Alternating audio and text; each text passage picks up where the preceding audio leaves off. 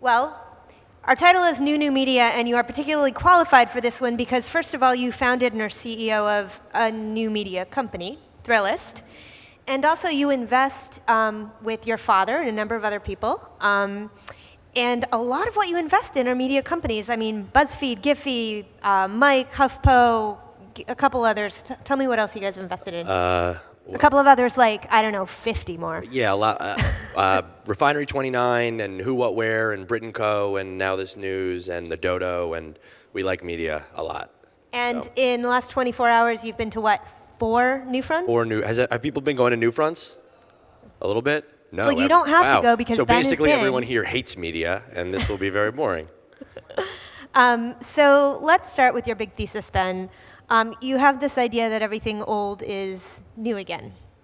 Yeah. So and this is, to be honest, part of this is inherited from spending a lot of time with my partners at LHV, my dad and Eric Hippo, who have been in the media business for a long time, and so they're the ones who first sort of drew this comparison for me. But I think the way we're thinking about the world right now is that sort of history is repeating itself. And so if you go back to the 1980s, you had a change in technology in the 70s and the 60s, which was the invention of cable television, which led to this change in consumer behavior, which is everybody subscribing to cable and sitting in their home and watching hours and hours of TV, which led to this incredible business opportunity, which was the birth of all the big cable networks that we all know and love, from HBO to ESPN to CNN, et cetera, et cetera.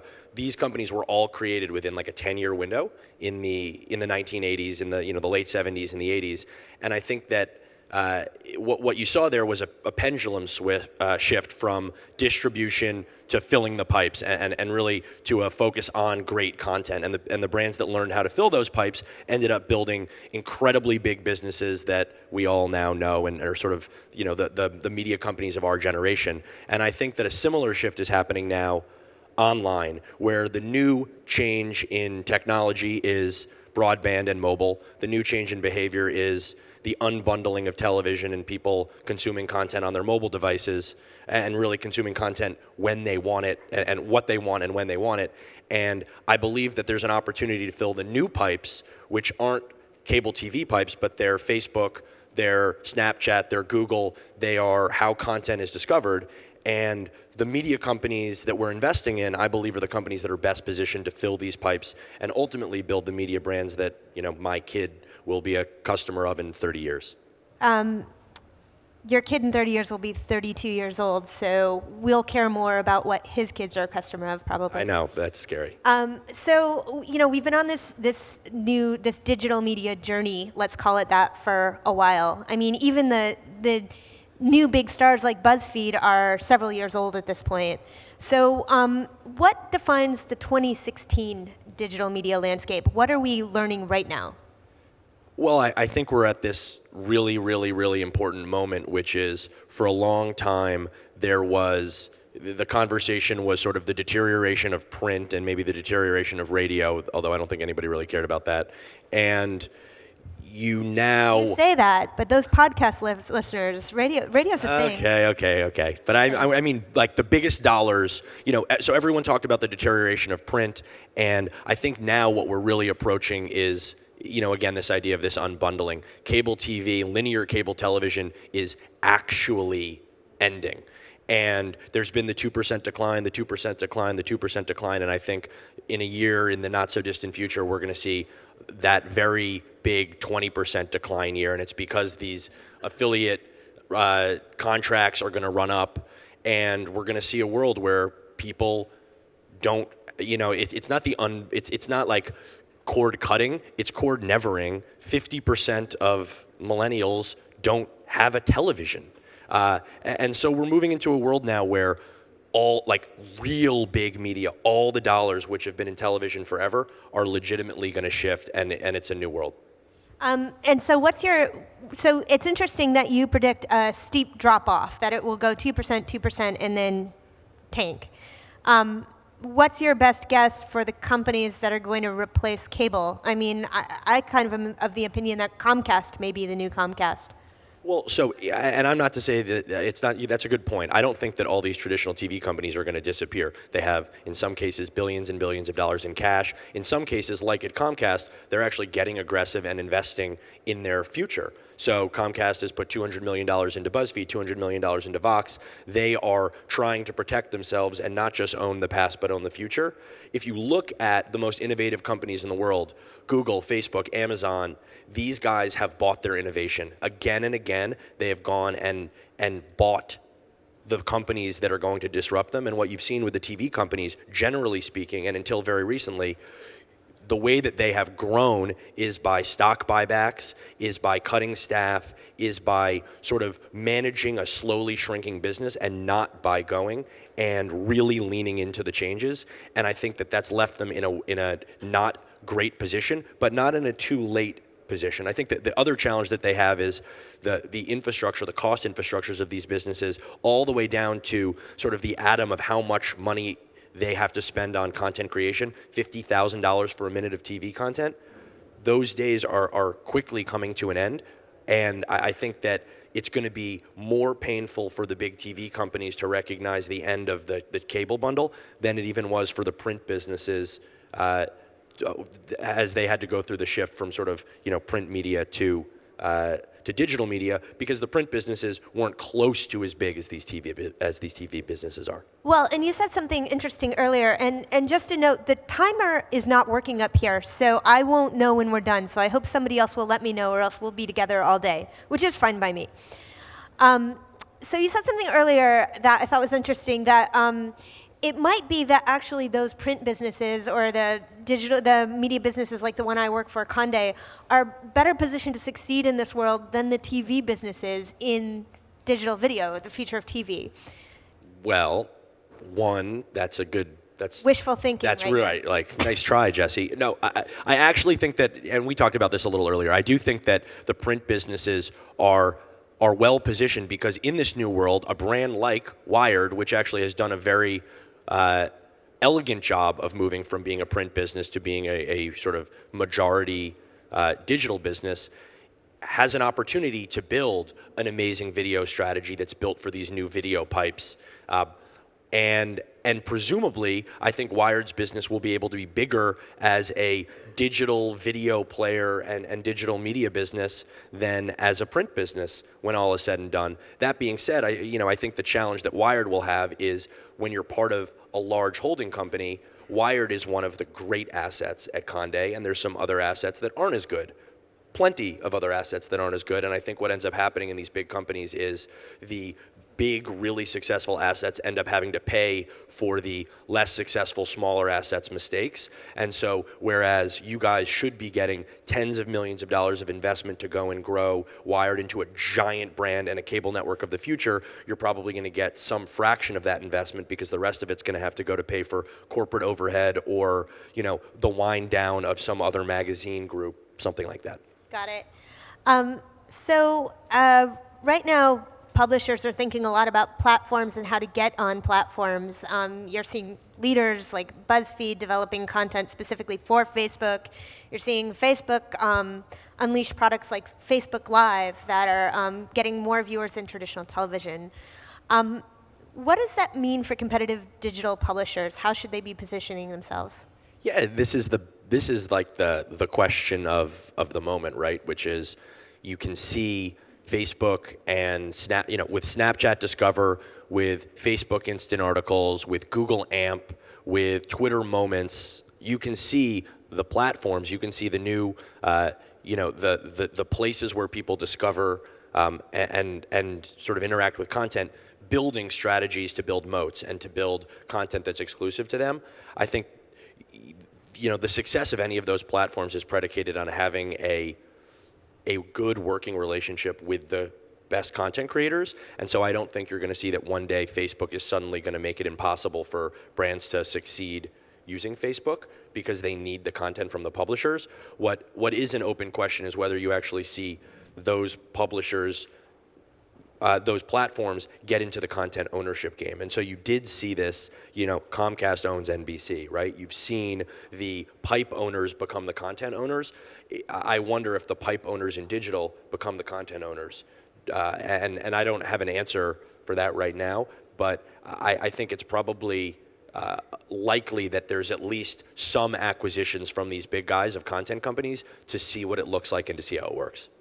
So do you envision that, say, 5 years from now, a digital publisher will have a standalone website, or will they exist only on platforms? So I think they'll have standalone websites. This is actually a place where I differ a little bit from my dad and Eric as far as our opinions. I think they believe that. And for the audience, in case you don't know, Ben's dad is also an investor alongside him and a big digital player in New York, Ben Lerer. Yeah, and he's he's been in the media space for a long time, and he believes, and I think I'm sort of convincing him, and we're convincing each other of different things. But generally speaking, the idea, like the owned and operated destination, is becoming less important. But I don't think that it is unimportant. And in particular, I think in the next 5 to 10 years, you're going to see, the ad dollars move relatively slowly. I think that as brands spend more online, they want to be able to go and see what they're buying. They want to see, they're used to their brands in big splashy places.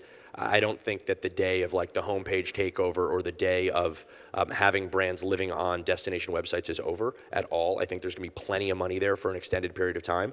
But the long view here is create content that your audience loves and make it available anywhere that they are, and monetization will eventually be available in those other places. I think you do need to be able to be able to get to that time, you need to have a strong O&O with a real base of users. There's obviously data, O&O? Owned and operated. And there's data that comes with that, and that data is one of the reasons that if you own a first-party relationship with your consumer, you have insights and understanding and data and targeting capabilities that right now don't necessarily exist in some of these third-party platforms that you push content out to. And I think that's going to be one of the reasons that O&Os are going to continue to be important. Plus, there's going to be brands that build experiences that are like utility experiences, ways to consume content, to get personalized feeds, to get an experience that feels different and special to them within an owned and operated property versus what you're going to get consuming all your content in feeds on Facebook or Snapchat or whatever. So I would never ask you to choose between your investments, your babies, but share with us the things that you see those companies doing that are most exciting to you. Well, so I'll talk specifically about the media stuff, about our media investments. I think generally there's a few things that these companies do well that make them unique. A lot of these sound like, sort of cliche, obvious things. They all acknowledge that mobile is the first screen. They all truly use data in ways that traditional guys don't, not just to measure uniques and views and time spent, but in dictating what content they create, what content they promote. Data plays a much bigger role in these organizations, as well as how they are able to work with brands and show brands that they're delivering great results on the advertising side. I think that these brands are, generally speaking, all technology companies, and so they're thinking about how to solve problems not just with manpower, but with creative solutions and with tech and with user experience. Generally speaking, you're going to see that all these companies are building internal agencies. So as you think about their ad product, they're not selling spots and dots. They're not selling display at scale or programmatic at scale. That can be part of their solution, but what they're also able to do is build really unique,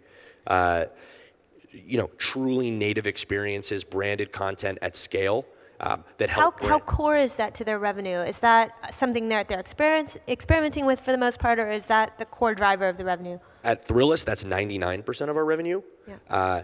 At some of these other companies, it's going to be some different percentage, but generally speaking, that is the direction that these brands are moving. I think it's the direction that the ad community is pushing these brands to move. And I think it's actually better for the consumer. It's a way better product for your end user to get amazing, interesting content that is sort of underwritten and created in partnership with brands than it is for a brand to interrupt your experience. And so I think everybody wins. So you brought up Thrillist. So let's talk about Thrillist for a few minutes. You've been at Thrillist for a very long time now. How old is Thrillist? Thrillist is 10 years old. 10 years old. God damn it. Well, Thrillist was first developed for men in their 20s, which means that you're not technically part of the core audience anymore. Well, we're not even technically for men. We are, our audience has grown so much. We're for people who want to have fun in their lives. We're basically for people who haven't given up yet, is a good way to think about what Thrillist is today. And it's funny. You made a comment earlier. You said BuzzFeed, which has been around for a few years. BuzzFeed's been around for more than a few years. BuzzFeed's, I think, been around for 9 years, and Thrillist has been around for 10 years, and Vice has been around for 60 years. Not quite, but Vice has been around for over 20 years. I mean, these overnight successes are not overnight successes. It takes an incredibly long time to build a brand and build a voice and build trust and build an audience and build a reputation in the advertising community. And I think there was a time where I actually underestimated how hard it was to build a brand and how long it takes. Even like the true upstarts like Mike. Mike's been around for 5 years. These companies take a long time to build, and I think that it's easy to sort of roll your eyes and be like, oh, these things just like come out overnight and they get big and everyone gets excited about them and they don't have any staying power. I think you're seeing that these brands have all shown that they have some sort of staying power and that they're evolving. And while at Thrillist, this is, we're growing faster than we've grown, we feel like we're an overnight success 10 years later. And this is hard to do. So Thrillist has evolved a lot over the course of that 10 years. You bought Jack Threads, sold Jack Threads. Spun Jack Threads, excuse me. What have you learned about how this business works? Well, it's funny. We only have 3 minutes. I know. Well, yeah, right. Well, in 10 years, we've learned about how this business works, and the business has changed a lot. So it's not like we're standing on solid ground. I think to oversimplify it, the best learning I have is make really good content, and things will work out for the best. I don't know that I always had that appreciation. We started as an email newsletter. We were a company we had a clever business model, and that was cool, and we were able to grow quickly on the result of sort of finding like a gimmick or like a gap in the market for where we could build a brand quickly, where other brands weren't focused and where some advertisers were interested in being. But as time has gone on, I think we've learned more and more. Email is important as a means of distribution, as is Facebook, or as is as is search, as is a bunch of other things. At the end of the day, the key offering has to be a good one. You have to actually be true to your user. You have to create content that isn't just consumed and that doesn't have a lot of uniques, but that is beloved and that people that make people happy and that inspire people to do things and that actually drive action. And I think that that's one of the reasons that some of these traditional media companies are, in particular print brands, are actually starting to have more success, is that these brands always had a real rigor around creating great content and a discipline and a desire to do great things. And while I think they didn't have a lot of the qualities around data and around tech and all these other things, they do believe in creating great content, and that's why they're starting to succeed more and more. And that's a moving target, great content, but if that's your goal, you're going to be successful. What do you think of bots? Vox? Bots. Box? B-O-T-S. Bots. I'm like, what's up? I'm like, I don't even know what we're talking about. What do I think of bots? I think bots are interesting. We're working on a bunch of different things in this space at Thrillist around bots. Sorry. I think look, this is like the flavor of the hour or whatever it is. I think for us, where we think we can provide some real value in a bot world is if you're in a conversation in Facebook Messenger with a friend and you say, hey, where should we go for dinner tonight? You want a burger in Midtown, we can service you.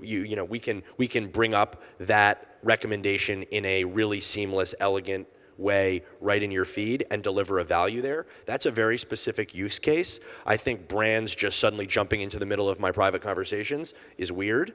And I think bots are going to be an interesting new mode of delivery. Obviously, the sexiness and the exciting part of bots is people spend so much time in these messengers, and right now, content creators and brands don't know how to play in these environments, and so they're excited about any opportunity to suddenly enter these apps where people spend 2 or 3 hours a day, which makes sense because attention is finite, but it's very early, and I don't think anyone should, like, the amount of press about this is not, it's like Donald Trump. It's not proportionate to what is deserved here.